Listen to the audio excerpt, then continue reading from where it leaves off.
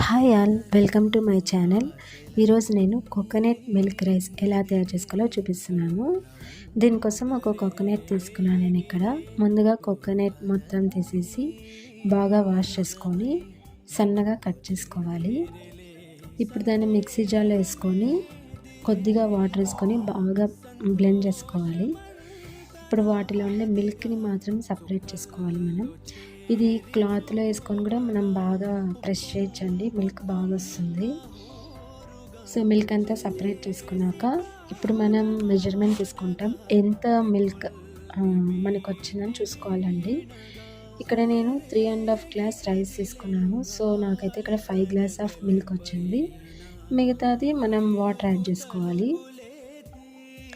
So milk అంతా separate చేసుకున్నాక ఇప్పుడు ఒక ప్రెషర్ కుక్కర్ పెట్టుకొని ఇందులో 2 టేబుల్ స్పూన్ నెయ్యి, 1 టీ స్పూన్ ఆయిల్ వేసుకున్నాను. గ్రీన్ చిల్లీస్ వేసుకోవాలి. నేనైతే ఇక్కడ 4 వేసుకున్నానండి, కొంచెం స్పైసీ కోసం. అండ్ బిర్యానీకి వేసే మసాలా ఐటమ్స్ అన్నీ వేసుకోండి. లవంగం, ఏలక్కాయ, బిర్యానీ ఆకు, స్టార్, సినామెన్ అన్నీ వేసుకోండి. సో ఇక్కడ కొద్దిగా గ్రీన్ చిల్లీ స్ప్లిట్ అయినాక మనం ఇందులోకి ఒక ఆనియన్, మీడియం సైజ్ ఆనియన్ వేసుకోవాలి. ఆనియన్ కొద్దిగా రోస్ట్ అయినాక స్మాల్ సైజ్ టమాటాని కూడా యాడ్ చేసుకోవాలి. సో ఈ కోకోనట్ మిల్క్ రైస్ అనేది హెల్త్కి కూడా చాలా మంచిది, కంఫర్ట్ ఫుడ్, త్వరగా అయిపోతుంది. అలానే డైజెషన్ కూడా చాలా బాగుంటుంది.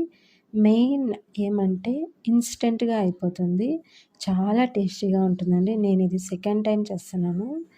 సో డెఫినెట్గా మీరు ట్రై చేయండి.